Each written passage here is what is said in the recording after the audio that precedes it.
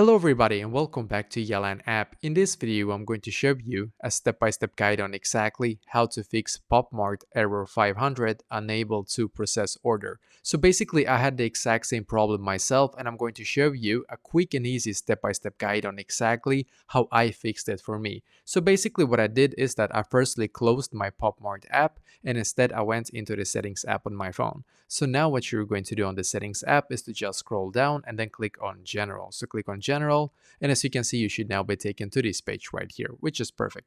In here, I just scrolled down, I clicked on storage, and as you can see, you should now be taken to this page. Now on this page, I just swiped up like this until you can see the search bar up top. So I clicked on search, just search for Mart and click on the Mart app.